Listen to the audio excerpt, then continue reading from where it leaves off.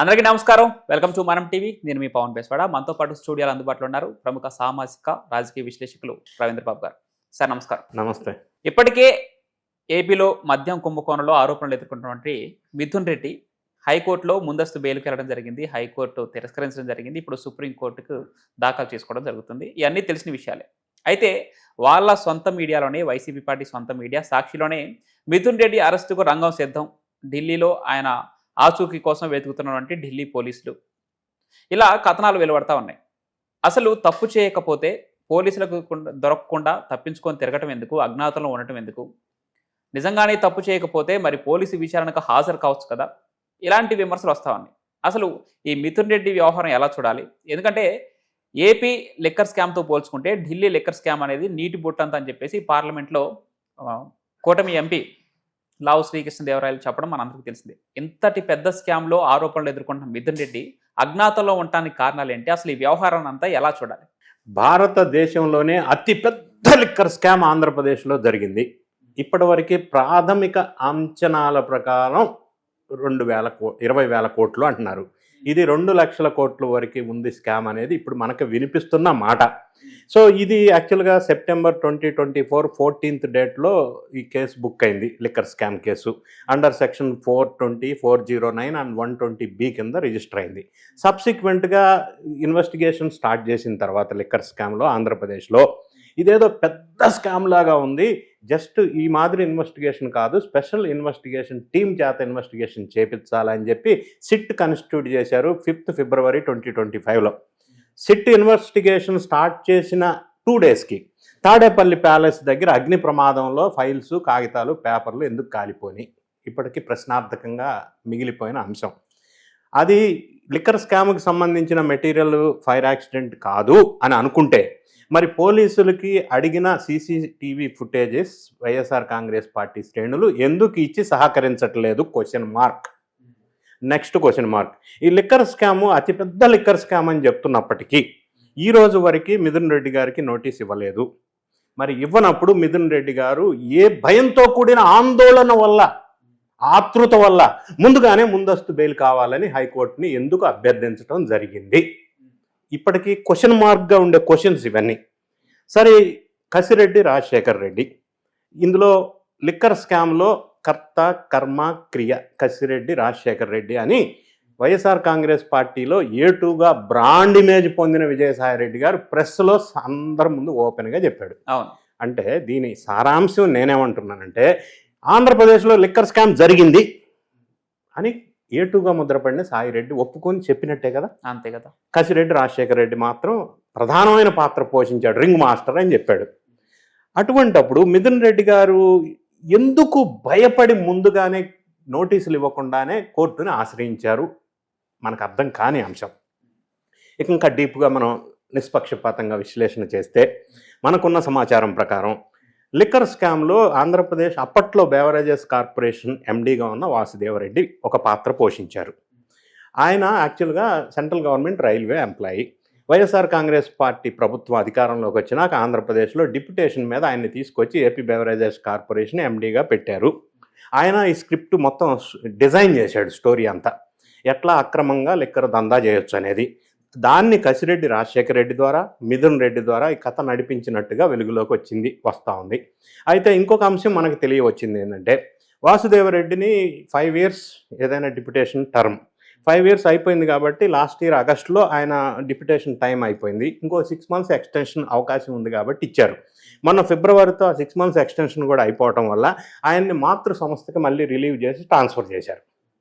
అయితే ఇక్కడ ఇంకొక క్వశ్చన్ ఏంటంటే, మరి లిక్కర్ స్కామ్లో ప్రధానమైన పాత్ర పోషించిన వాసుదేవరెడ్డి ఈ పోస్ట్ నుంచి రిలీవ్ చేసి బ్యాక్ మాతృ సంస్థకి ఎందుకు పంపించారంటే, ఆయన 164B స్టేట్మెంట్ కింద వాన్మూలంలో క్లియర్గా ఈ స్కామ్ ఎట్లా జరిగింది, ఎవరెవరు సూత్రధారులు, ఎవరెవరు పాత్రధారులు అనేది పేర్లతో సహా వివరంగా సిట్కి సమర్పించడం జరిగింది.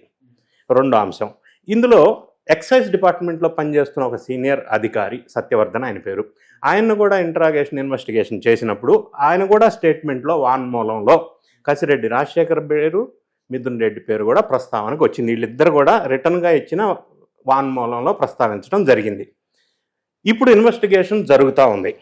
ఇది ఎంత పెద్ద స్కామ్ అంటే, జగన్ రెడ్డి గారు ఎలక్షన్కి ముందు ఆంధ్రప్రదేశ్లో లిక్కర్ బ్యాన్ చేస్తానని పబ్లిక్లో ప్రామిస్ చేసిన వ్యక్తి గవర్నమెంట్లోకి వచ్చిన తర్వాత గవర్నమెంట్ ఆధీనంలో లిక్కర్ షాప్స్ అన్నీ నడుపుతా అని ఒక డెసిషన్ తీసుకున్నారు. గవర్నమెంట్లో ఆంధ్రప్రదేశ్లో 3,250 లిక్కర్ షాప్స్ 3,250 లిక్కర్ షాప్స్ ప్రభుత్వం నడిపింది 5 సంవత్సరాలు. అందులో ప్రతి షాప్లో కూడా 4 ఎంప్లాయీస్ని అలాట్మెంట్ చేశారు అవుట్సోర్సింగ్ ఏజెన్సీ ద్వారా. 3 స్టాఫ్, 1 సూపర్వైజరు. స్టాఫ్కి 15,000 per month per head salary, సూపర్వైజర్కి 17,000 per month per head salary. ఇందులో కూడా అవకతవకలు జరిగినాయి అని చెప్పేసి ఎవరైతే అవుట్సోర్సింగ్ కాంట్రాక్ట్ ఇచ్చారో రెడ్డి ఎంటర్ప్రైజెస్, ఆయన్ని మోసం చేశారని చెప్పి ఆయన హైకోర్టులో రిట్ పిటిషన్ వేశాడు. Petition number 3955/2022. ఆ తర్వాత సబ్సిక్వెంట్గా ఆయన కాంట్రాక్ట్ క్యాన్సిల్ చేసి without giving prior permission third I facility management services private లిమిటెడ్కి ఈ మ్యాన్ పవర్ అవుట్సోర్సింగ్ కాంట్రాక్ట్ ఇచ్చారు. అది మిథున్ రెడ్డికి సంబంధించిన కాంట్రాక్ట్. Number 2, distilleries. ఆంధ్రప్రదేశ్లో ఇంతకుముందు 250 డిస్టిలరీస్ నుంచి ఏపీ బెవరేజెస్ కార్పొరేషన్ వాళ్ళు లిక్కర్ కొని షాపులకు సప్లై చేసేవాళ్ళు. ఇది ప్రొసీజర్ నెట్వర్క్ సిస్టమ్. వీళ్ళు గవర్నమెంట్ వచ్చిన తర్వాత ఓన్లీ 7 డిస్టిలరీస్ నుంచి మాత్రమే లిక్కర్ షాప్కి ఎందుకు వచ్చింది? అన్నిటికంటే బిగ్ క్వశ్చన్, ₹5, ₹2 కూడా డిజిటల్ పేమెంట్ జరుగుతున్న ఈ సందర్భంలో, ఈ యుగంలో ఆంధ్రప్రదేశ్లో లిక్కర్ షాప్లో ఓన్లీ క్యాష్. వై ఎందుకు? ఈ ఒక్క క్వశ్చన్ 1 మినిట్ ఆలోచిస్తే స్కాము అనేది అర్థమవుతుంది. వీళ్ళు ఏం చేశారంటే ఈ 7 డిస్టిలరీస్ ఎవరైనా, next question, SSJ distilleries, Adan distilleries, Leela distilleries, SPY agro, సెంటినిటీ డిస్టిలరీస్. ఈ డిస్టిలరీస్ జగన్ రెడ్డి గారు లిక్కర్ పాలసీ అనౌన్స్ చేసిన తర్వాత స్థాపించబడిన డిస్టిలరీస్. వీళ్ళకి అసలు మ్యానుఫ్యాక్చరింగ్ ఫెసిలిటీ కూడా లేదు. Adan distilleries for example Sai Reddy గారు కూతురు స్నేహారెడ్డి వాళ్ళ భర్తకి సంబంధించిన డిస్టిలరీస్. అంటే మ్యానుఫ్యాక్చరింగ్ ఫెసిలిటీ లేకుండా, అంటే రికార్డు కోసం కంపెనీ పెట్టి వేరే మ్యానుఫ్యాక్చరర్ దగ్గర తీసుకొచ్చి ఏపీ బెవరేజెస్ కార్పొరేషన్కి వెళ్లకుండా డైరెక్ట్ షాపులో లిక్కర్ సప్లై, షాప్ నుంచి డైరెక్ట్గా మనీ ఇక్కడ నుంచి తాడేపల్లి ప్యాలెస్ నుంచి 4,000 కోట్లు విదేశాలకి తరలి వెళ్ళినాయి అని చెప్పి ఎంపీ గారు పార్లమెంట్లో ప్రస్తావించిన సందర్భం. దీన్ని ఏమంటారంటే నాన్ డ్యూటీ పెయిడ్ లిక్కర్. దీనివల్ల రాష్ట్ర ప్రభుత్వానికి రావాల్సిన డ్యూటీ ట్యాక్స్ 5 సంవత్సరాలు లూటీ చేసినట్టే కదా. మరి అది ఆ సొమ్ము, ఆ క్యాష్ ఎవ్రీడే 3,288 crores ఎక్కడికి వెళ్ళి, ఏ విదేశాలకు వెళ్ళి తేలాల్సిన అంశం. ఇవన్నీ ప్రస్తావన ఇట్లా ఉన్నప్పుడు ఆంధ్రప్రదేశ్లో ప్రతి ఒక్కరూ అక్రమాలు బయటకు వస్తూ ఉన్నాయి, వెలుగులోకి వస్తూ ఉన్నాయి. అది విడుదల రజనీ కావచ్చు, కాకాని గోవర్ధన్ కావచ్చు, పోసాని కృష్ణమురళి కావచ్చు, వల్లభనేని వంశీ కావచ్చు. ఈ లిస్టు పెద్ద లిస్ట్ ఉంది. ఇప్పుడు నిన్న బయటకు వచ్చిన పేరు కేతిరెడ్డి, బాజీ ధర్మవరం ఎమ్మెల్యే. ఈ లిస్టు బయటకు వస్తూ ఉంటే వీళ్ళందరూ అవలంబిస్తున్న రూల్ ఏంటంటే, 1 ముందస్తు బెయిలు, లేదా విదేశాలకి పారిపోవడం, లేదా కనిపించకుండా ఉండటం. 3 పోలీసులు నోటీసులు ఇవ్వడానికి వస్తే చిక్కడు దొరకరన్నట్టుగా నాటకం ఆడటం. Kakani Govardhan Reddy for example RGV లాగా. లేదా ఇంకొక అంశం హాస్పిటల్, అది హార్ట్ సర్జరీయా, బాత్రూంలో పడి చెయ్యి ఇరిగిందా, పెద్దిరెడ్డి రామచంద్రారెడ్డి. ఈ విధంగా అనుసరిస్తున్న ఫార్ములానే మిథున్ రెడ్డి గారు ఏ భయంతో పోలీసు వాళ్ళు నోటీస్ ఇవ్వకుండానే హైకోర్టుకి వెళ్ళారు. హైకోర్టులో ఏం చెప్పారు? మీకు ఇంతవరకు నోటీస్ ఇవ్వలేదు, ఇట్ ఈస్ ప్రీ ఎర్లీ, మీకు ముందస్తు బెయిల్ ఇవ్వటం అనేది సాధ్యం కాదు, మీరు ఫేస్ చేయాల్సిందని చెప్పారు. దాంతో ఆగకుండా హైకోర్టులో మళ్ళీ వెళ్ళారు. హైకోర్టులో నెక్స్ట్ వీక్ మళ్ళీ హీరింగ్ ఉంది, ఏం చేస్తారో డెసిషన్ చూడాలా. ఇప్పుడు మన ముందున్న అంశం ఏంటంటే, మిథున్ రెడ్డి గారు పోలీసులు అరెస్ట్ చేస్తారా? చేస్తే ఎప్పుడు చేస్తారు? దీని వ్యూహాత్మకంగా ఏ విధంగా చూడాలి అంటే, ముందస్తు బెయిల్ రద్దు చేసిన వెంటనే హైకోర్టులో మిథున్ రెడ్డి గారిని నోటీస్ ఇచ్చి అరెస్ట్ చేయడానికి ఒక అవకాశం ఉంది, కానీ చేయలా. ఇది వ్యూహాత్మకమైన నిర్ణయం అయ్యి ఉండవచ్చు. రెండోది, రేపు సుప్రీంకోర్టు కూడా 100% బెయిల్ రిజెక్ట్ చేస్తారు. ఎందుకంటే ఈ పరంపర వరుసగా బెయిల్ వీళ్ళు అడుగుతున్నట్టే అన్ని రిజెక్ట్ చేస్తూ వస్తున్నారు. చట్టం తన పని తాను చేసుకుంటూ వెళ్తుంది, పార్టీలకు సంబంధం లేదు. సో సుప్రీంకోర్టు కూడా బెయిల్ రిజెక్ట్ చేసిన తర్వాత మిథున్ రెడ్డి గారికి అరెస్ట్ నోటీస్ ఇచ్చి అరెస్ట్ చేస్తారా, లేదా అది బెయిల్ రద్దు కాకముందే అరెస్ట్ చేస్తారా అనేది ఊహాత్మకమైన నిర్ణయం. 3వ అంశం, ఈ మిథున్ రెడ్డి మళ్ళీ యథావిధిగా హాస్పిటల్, లేదా దొరకకుండా పోవటం, లేదా విదేశాలు వెళ్ళటం, లేదా కనపడకుండా పోవటం లాంటి డ్రామాలు ఏమన్నా చేస్తారా? ఇంత పెద్ద స్కామ్ జరిగినప్పుడు, క్యాష్ ట్రాన్సాక్షన్ జరిగినప్పుడు, ఇన్ని వేల కోట్లకి ప్రధాన పాత్ర పోషించిన కసిరెడ్డి కూడా ఈరోజు విదేశాలకు ఆల్రెడీ వెళ్ళిపోయాడు దుబాయ్ అని చెప్పి ఒక ప్రచారం వస్తుంది. సో ఈ విధంగా మిథున్ రెడ్డి ఆ బాట అవలంబిస్తాడా, లేదు అందరూ అనుసరించిన ఇటువంటి రకరకాల డ్రామాలు ఆడతారా, మనం వేచి చూడవలసిన అవసరం ఉంది. ఏ తప్పు చేయకపోతే, ఏ అక్రమం చేయకపోతే పోలీసు వాళ్ళు నోటీస్ ఇవ్వకుండానే ముందుగానే భయపడి ఆందోళనకు గురై కోర్టును ఆశ్రయించవలసిన అవసరం ఏంటి?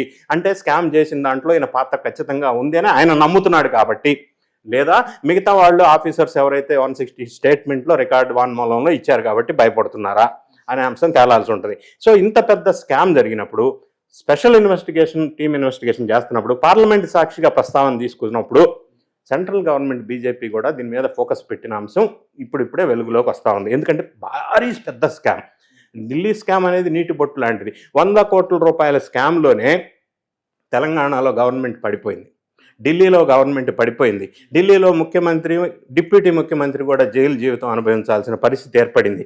మరి దానికంటే ఎంతో పెద్ద స్కామ్ ఆంధ్రప్రదేశ్లో లిక్కర్ స్కామ్ జరిగినప్పుడు ఇది అట్లా వదిలేసే స్కామ్ కాదు. చాలామంది ఇందులో ఎవరు ఫైనల్ బెనిఫిషరీ ఎవరు, అల్టిమేట్ బెనిఫిషరీ ఎవరు, మిథున్ రెడ్డితో పాటు నాటకం ఆడిచ్చింది ఎవరు, ఈ అంశాలన్నీ వెలుగులోనే వచ్చిన తర్వాత మిథున్ రెడ్డి అరెస్టు, కసిరెడ్డి రాజశేఖర్ అరెస్టుతో పాటుగా మరి ఆ అల్టిమేట్ ఫైనల్ బెనిఫిషరీ జగనన్నయ్య దగ్గర కూడా ఈ కేసు చుట్టుకునే అవకాశం స్పష్టంగా కనిపిస్తూ ఉంది మనం నిష్పక్షపాతంగా ఆలోచన చేసినప్పుడు.